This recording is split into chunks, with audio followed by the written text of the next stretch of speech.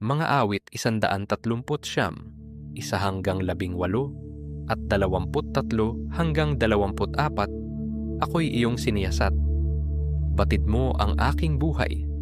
Ang lahat kong lihim, Yahweh, ay tiyak mong nalalaman. Ang lahat ng gawain ko sa iyo ay hindi lingid. Kahit ikaw ay malayo, batid mo ang aking isip.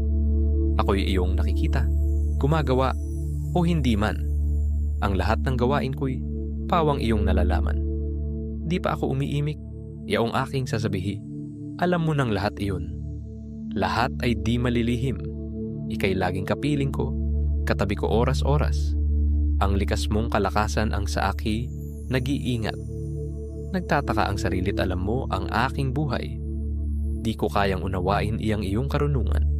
Saan ako magpupunta upang ako'y makatakas? Sa iyo bang espiritu, ako ba'y makakaiwas? Kung langit ang puntahan ko, tiyak na naroroon ka. Sa daigdig ng mga patay, humimlay man ako'y ikaw din ang kasama. Kung ako ay makalipad, umiwas na pasilangan. O kaya ang tirahan ko'y ang duluhan ng kanluran, tiyak ikaw ay naroon upang ako'y pangunahan. Matatagpo kita roon upang ako ay tulungan. Kung ang aking pagtaguan ay ang dilim na pusikit, padiliming parang gabi ang liwanag sa paligid. Maging itong kadiliman sa iyo ay hindi dilim, at sa iyo yaong gabi parang araw na maningning, madilim at maliwanag, sa iyo ay pareho rin.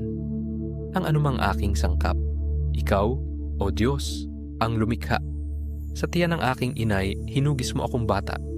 Pinupuri kita, O Diyos, marapat kang katakutan. Ang lahat ng gawain mo ay kahangahangang tunay. Sa loob ng aking puso, lahat ito'y nakikintal. Ang buto ko sa katawan noong iyon ay hugisin. Sa loob ng bahay bata, do'y iyong napapansin. Lumalaki ako roong sa iyo'y di nalilihim. Ako'y iyong nakita na hindi pa man isinilang.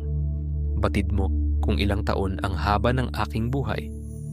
Pagkat ito'y nakatitik sa aklat mo na talaan, matagal nang balangkas mong ikaw lamang ang may alam.